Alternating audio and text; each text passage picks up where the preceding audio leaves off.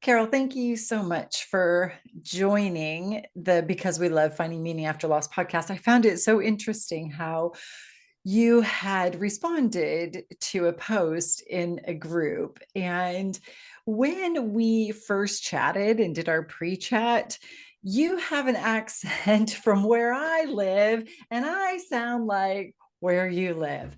So it was so kind of put it was like, wait, whoa, my brain can't figure this It out. was funny. Yeah, Yeah.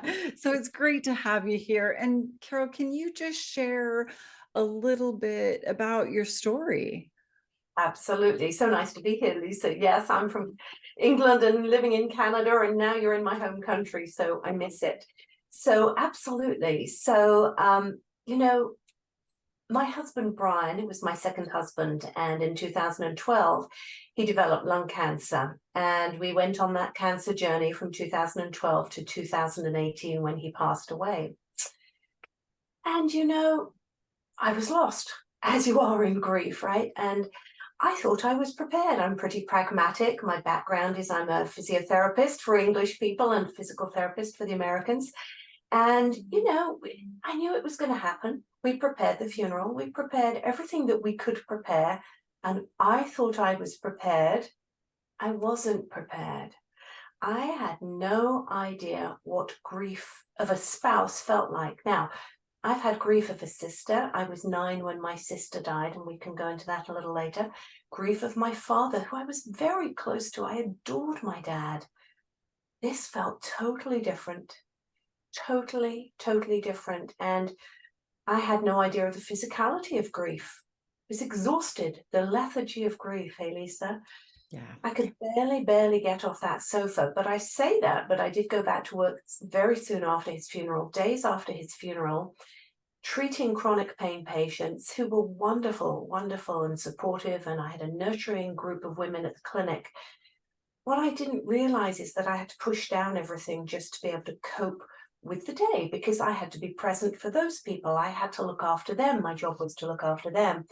And so I would shut everything off. I would go to work. I'd paste on a smile and yes, I'm fine. And we'd go through that. And I'd come home and I did not know how to move. I couldn't shuffle the papers on the table. It was just like, oh, Netflix. I watched so many episodes of so many, things. The funny thing is they had to be English programs because I needed English. I needed comfort. Right. Comfort Like was at home, you needed to be yes. home.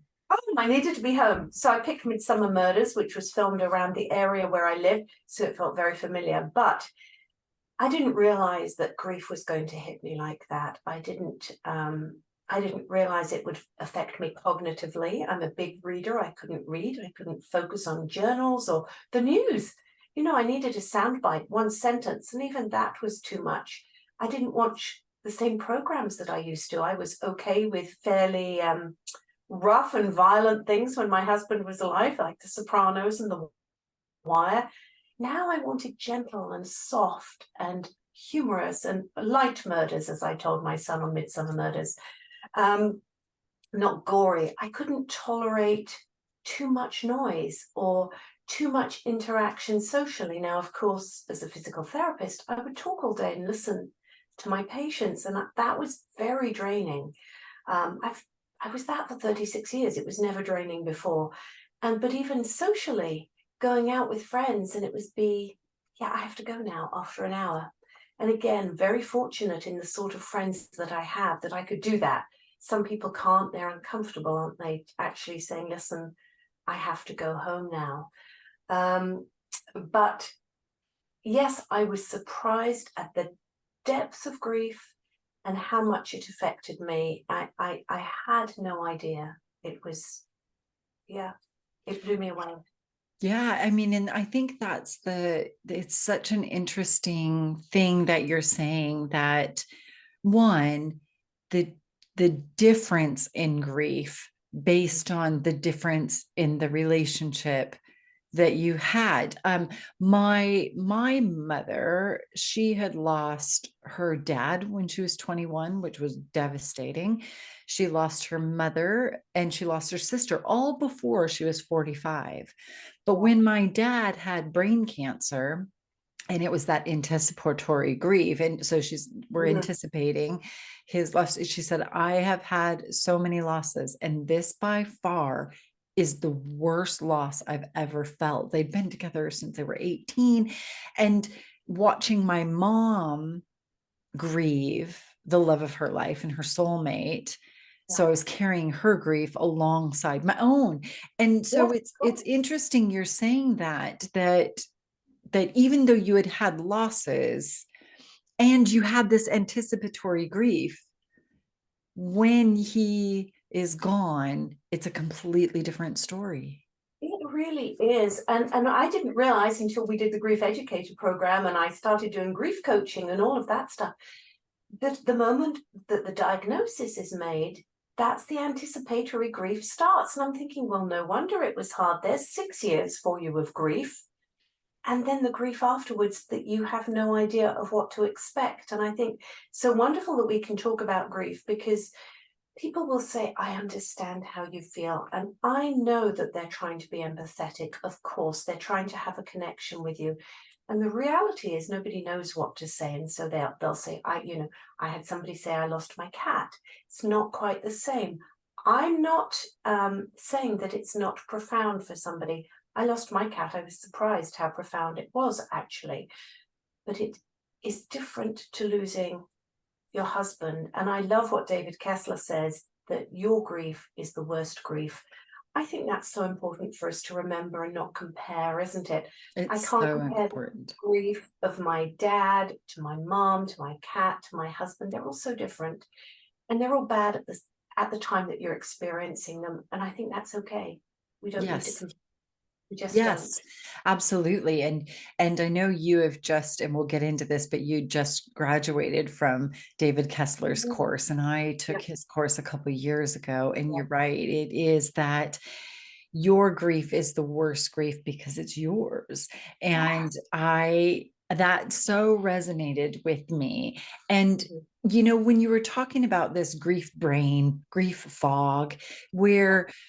where one, you went to work so quickly after. So can you tell us, because I'm sure there's going to be people who are listening going, oh, I did that, or oh, I would do that. So can Yeah. you tell me, what was your kind of thought? I mean, even you're in grief Why did brain. I What was do your it? thought process? Yeah. What was your thought process of doing Obviously, that? as a physiotherapist over here, you're self-employed. It was a financial decision. And I went back and I can remember when I did a little bit of grief counseling initially, not good. It was at the hospice where my husband died, and I would see people being wheeled out. I couldn't, the energy was not good for me there. And I said to her, how long do people normally take? Like, she said, well, some people it's 6 months to a year. And I'm like, oh, really? Wow. So my thought process was, I need to go back and earn money, which is not the greatest thought process. And I honestly thought, because I've read books, I was going to be fine. And I think I was still probably in that numbish phase Mm. of not being hit by the full onslaught of the grief. Yeah. No, I think that's a really great point, and I think that's going to resonate with the Mhm. listeners, because there is a level of practicality, Yeah. and that is reality. And yet and then of course you're in this caring profession where not everybody is, but you're Mm. supposed to now be caring for others, like you said, in their trauma and the pain that they're carrying in their body. And can you explain perhaps what that carrying of that pain in your body felt like as you're caring for others? It was too much, but I didn't realize it, to be honest. So normally I would have seen 6 patients in a day, an hour per patient. And most of my patients with chronic pain would have emotional issues that they were having to deal with. And so, as somebody listening and being present, the energy it took to be present, to listen, to go one after the other and write the charts and then come home was absolutely exhausting. And I can't imagine. So I was caring for people, but what about people who work in banks or with numbers or accountants? How on earth can they get their brain around that? And double checking and looking at the numbers. I think it must be very, very challenging. And we know everybody experiences grief differently. Perhaps your brain fog isn't there. But it's a very common thing, isn't it, Lisa, It that we is, don't yeah. think the same, because grief is a full body experience. And that, Yes. I think that's what I didn't know. And that is what living through it has brought me to that understanding. Reminded me very much actually of concussion patients, and as a physiotherapist, I'd say, now you have to pace your activities, if take a break. And I thought, oh my goodness, that's what I have to do I now. should do Take on that. your own Yeah, medicine, Carol. Take a nap, take a break, because we're not good at that. that's And right. before, you could multitask and do all these things, and now just driving to the shops. Funnily enough, I was thinking of this the other day.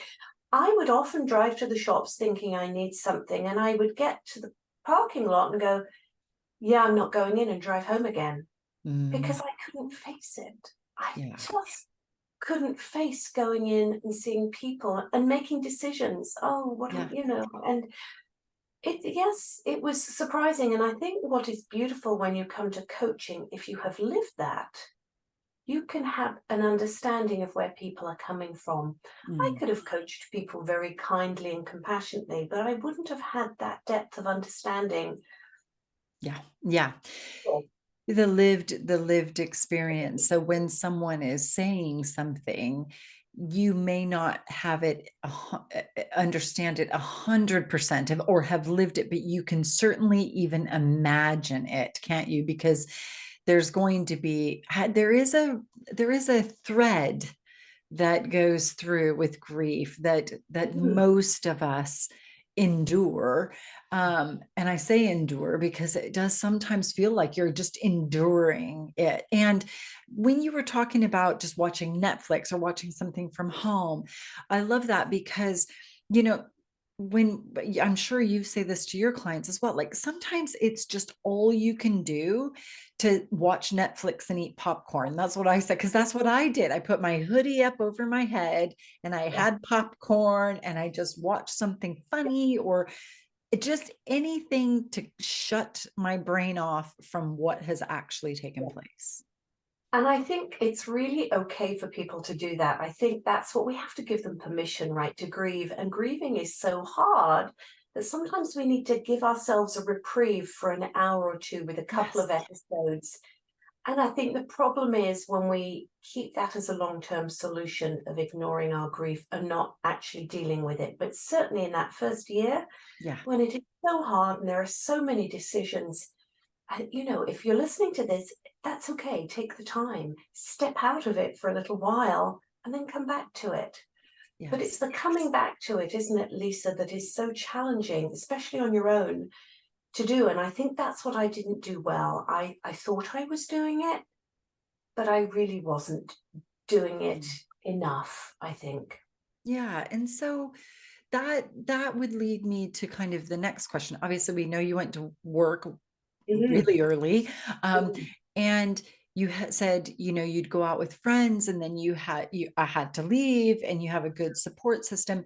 But you said briefly you had had some counseling. So can you tell us what kind of modalities, what are some of the things that you used or utilized during that really, well, even now, but the difficult time after losing your husband? Yeah. One of the things I've done for years is a gratitude journal. Mm, And I made sure I kept that going.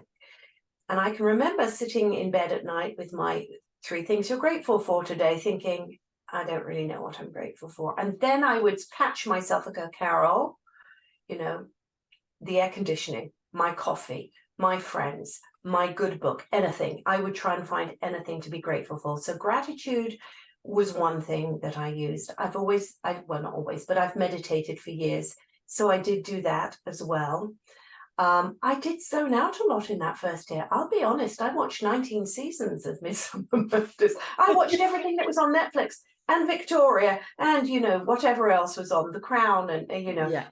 all of these things. But I did already have in place, which was lucky, some of these things. But the other thing I did do, somebody told me to do this actually, is when you wake up in the morning, which is one of those very difficult times, isn't it, as a griever, you think, I'm just not getting out of bed. I don't want to. I actually made myself, I'm a bit strict. I thought, Carol, it's the beginning of the end. If you don't start getting out of bed, you'll get so depressed. Get out of bed. So I would always get out of bed. But this person said, why don't you just write what you're feeling in the morning? She said, do not go back and read it. Don't read it, but write it. And I found that diary just the other day, actually, and it's heartbreaking. It's heartbreaking when you read it. And, you know, I don't want to go on. How am I going to live without you? All of those things that we think. But I think to put it out on paper, I think is a very healthy thing, because that's expressing those emotions. So that's what I did. I think I did very little counseling at the beginning. Maybe weeks, couple months. And I couldn't bear going to the hospice. It was too much. Yeah. That's when I thought, I'm good. I'm fine. I know how to read books. Until 3 years later, when I was going down from 6 patients to 5 to 4 to 3, because I was burning out and I burnt out.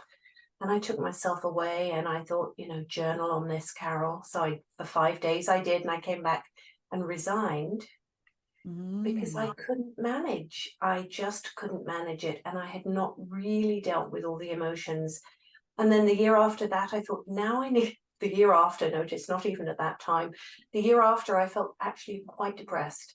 And so then I reached out and did some more grief counseling, and that was very helpful. But, it was 3.5 years when I did that. Do you know, I'm glad that you have explained that, because I think, and you probably get this as a grief coach, that, my friend lost her whatever, and I need her or him to talk to you. But right at that moment, I mean, it took me, I would say, over a year after my dad died. And then it was like, and so actually it was more than that. Yeah, I would say a year and a half. My mom and dad had both passed away. And I'm like, ooh, I need to but you just trying to survive.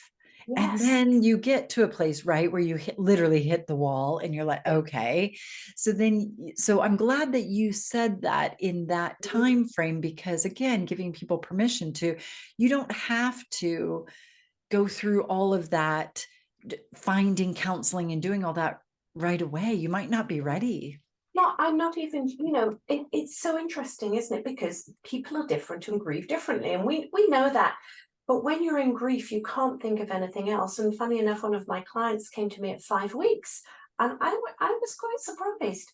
But it's been wonderful because I've been able to guide her. But I wouldn't have been ready at 5 weeks. Yeah, no, it's a good point.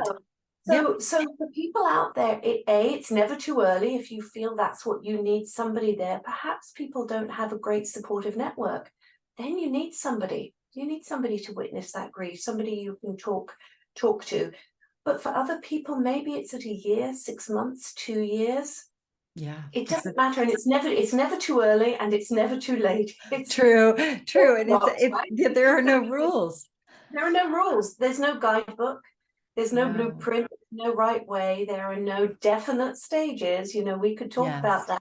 The stages that, I Googled grief, and I'm sure most people do when they're grieving, thinking, how long does this last? Yes.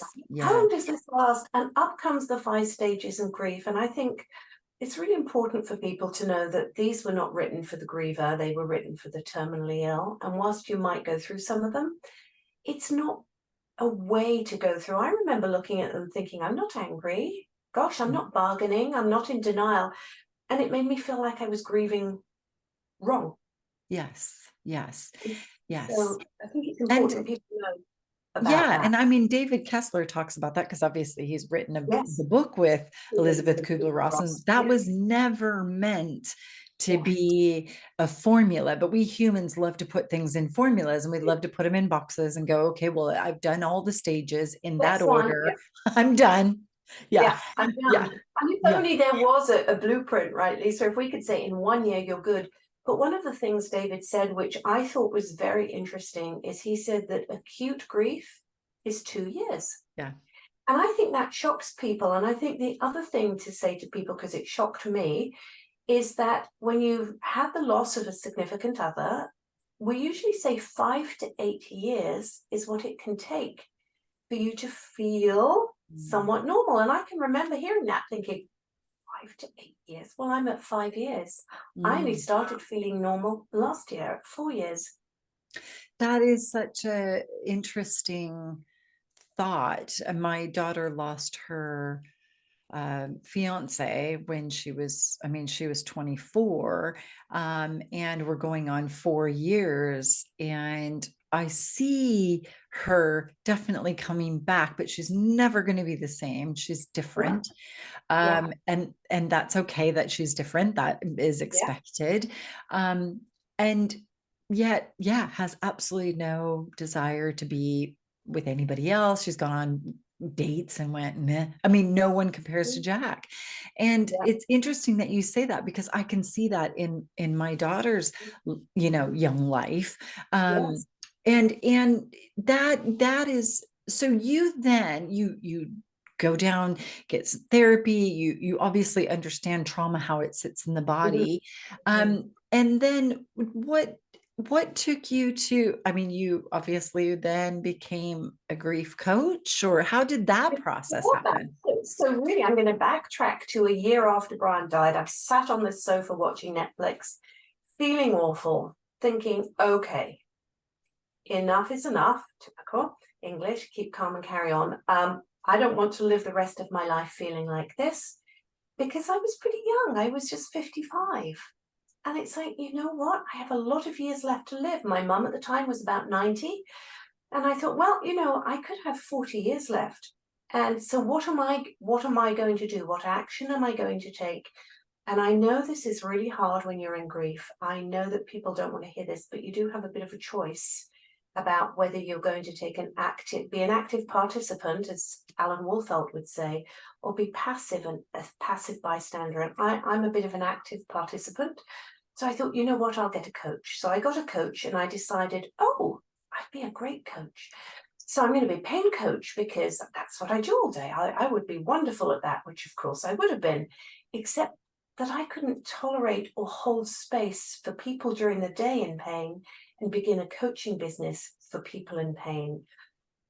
So my coach was like, Carol, are you sure you want to do this? I'm like, yes, yes, yes, for about 6 months until she said, really? And I said, no, I don't want to do this anymore. I want to be a coach for midlife women because I want to help them find their joy. How interesting, because I'd lost mine, right? Mm. And as I was in a different coaching program, because I'm sure you're familiar, we do different coaching programs, we coaches. And I said to someone as a very throwaway comment, you know, I think I'm probably going to be a grief coach. I let it go. And here I am. I am in the right place, helping the right people because I want them to have a better journey than I did. I Mm. want to be able to dispel some of those misconceptions. I want to be compassionate and supportive and really help them understand grief and know what's normal and know what's natural. So they're not struggling and second guessing and judging themselves. Yes. So that's where I've ended up. Grief, Wow. yeah, grief It's a educator. it's an amazing journey, and I love the idea of being an active participant, because you're just speaking my language. And so you go through this process, and what a journey of backwards and forwards. So you hired this life coach, right? And then, I Yes. mean, that is transformational. I did the same. I was like, oh Yeah. my, this is amazing. Everybody needs to do And of this. course, in England, that's not such a common thing, is it? Coaching Yeah, and I think it's hiring people becoming that way, but better. definitely not as much as in America. And I don't know what it is in Canada. It's very Not bad in popular. Canada, but in the States, it's very popular. Yeah. Yeah, yeah. But wow, you get that connection with that coach, and it is life changing. So Yeah. then you go through the process and become a grief coach because of the loss and the experiences that you had. It almost sounds like you wanted to, what you didn't have, you want to provide. Exactly. Mm. Exactly. Exactly. Because if we can support people in this journey in any way to make it a little less hard, I'm not going to say easy, a little less hard, that's valuable. That's valuable for people to know it's okay. Yes, brain fog happens. Yes, it's okay you're forgetful. Yes, it's okay that, you know, even focusing on driving is hard. Yeah. I mean, all these things that you don't realize. So to have somebody there nurturing you and listening, as David would say, witnessing that grief, hearing the story, allowing them to really start to acknowledge it and accept the reality of it, and that there's hope for a life after loss. I think that's so important for people to know, because in the depths of it, you don't feel that. You think, what am I going to do? Yeah. What now? What now? What's the point? Yes. We It's have such to find a point. We have to find a point. They have to find hope so that people do think, you know what, it's worth it. Yeah, yeah. And you're forever changed. You will never not miss your Yeah. husband. You will never Yeah. not, you'll never not grieve the loss of him in that sense. But the idea of being able to still create a life of passion and purpose Mhm. around your pain Mhm. and create this life and take it with you and Yeah. still live like just like David Kessler says. I know we keep talking about it, but that's because we were We both love David we Kessler love both. him. He's so great. And he says you can fully live and fully grieve at the same Yes. time. And that's And beautiful. isn't that one of the things that we need to share with people? Because I think people think, you know, I'm grieving, and if I let go of that grief, then I'm dishonoring my loved one. Yes. And, you know, if I move, I'm not going to say move on, move forward in a different direction toward life, then am I going to forget them? And you're never going to forget somebody. And I'm just going to nerd out here. You know, when you have a significant other, they are encoded in your brain in a brain map. They're always with you. Yep. Always with you. And we Absolutely. know scientifically that's so. So that's why sometimes it's so hard to believe they're gone. Yes. Yeah. Yes, like you said, because they're encoded. Yeah. And for those who are, your parents, or there's a DNA connection. Like you are Mhm. connected by DNA. Of So it course, is a we're part of them. yes. We're all one. I Yes, didn't go very true. zen. We're all one. Yes. Yeah, absolutely. I mean, and Yeah. I'm always just so inspired by individuals who have these losses and these traumas and not pretending that it wasn't and isn't so painful, but grabbing at different modalities and things to help be that active participant, to live fully and grieve fully, and then help looking back now and helping others do the Yeah. same. So, Yeah. well done, because it's so, so important. And in the clients that you see, Mhm. is it widows? Is it anybody who's lost a loved one? Well, it's interesting, widows and widowers. However, I have somebody with pet grief. Okay, right. It's a surprise to me. Somebody was referred to me, and absolutely pet grief. I mean, you know, I have left my country. I've been through a divorce. I've been through a job loss. I am a widow. So I've lost a cat. So I've covered all these, but I think you can get a bit spread out. But I don't, it doesn't really matter. Grief is grief. Grief comes from so many things, right? But my main focus is widows and widowers, or somebody who's lost a significant other. Yes, which is Yeah. such an important work that you do. But I absolutely agree. I think, again, when we were first chatting and I was like, where are you from? And I'm over Yeah. here, you're over there. I And I know. love your country as well. Yeah. And that's why I'm not leaving. But, when you sharing certain things, I mean, obviously not everything, but we have so many similarities in these losses, as far as, like you said, moving into a different country, so you lose the homeland, the Yeah. community, that life that you had there, and there's grief there. So okay, so but I mean, your focus really is widows and widowers, but you're obviously open to Sure. those Yes. who are Yeah. lost anybody or a Yeah. pet even. Okay, Yeah. that's amazing. And I think it is always so important, and we'll put in the show notes, I'll put all of your links of how people can find you. But Okay. can you just tell us what's the best way for someone to find you? Yeah. Can I mention one other thing? My book. Oh gosh, yes. Do you know what? I even had it on there and I didn't look down. I was so Yes, engaged in our chat. that's okay. Yes, That's we're okay. not going to wrap it up until you tell us about your Okay, book. okay, can I hold it up? But it's called Kintsugi Your Heart, The Art of Living with Grief. And I just got to tell you, because I had suppressed all these emotions for so long, I just started writing poetry this year. I've never written poetry, and it just came pouring out of me. And for those of you that don't know kintsugi, it's the Japanese art of putting together a vase, a broken vase with liquid gold. So I thought it was like grief, you've got a shattered heart, but you need to put it together with love, and it can be whole but different. And so I thought, kintsugi your heart. And so it's in three parts: shattered, that very first part, in pieces, and then making broken beautiful. And it's available on Amazon. So it's in Kindle, paperback, and Audible. So you can That's hear music and amazing. voice. Yeah, That's amazing. Well, we'll definitely put all those links in the show notes as well. great. Yeah, But that is amazing how then it's like you said, it just poured out of you. it You'd never really done it did. before, and it just pours No, out of you. it really did. I don't think I could write another one. People keep saying, "Are you going to write again?" I'm like, I don't know, but that was the emotions that I had to get out of there, and it can be quite raw in some of them. But somebody emailed me and said it helped me so much. I'm still in the shattered phase, and I know I'm not alone in these feelings now, because it's very hard to verbalize some of these feelings. Yes. And we So do feel it's a very lonely road, even if you're it is. surrounded by loved ones.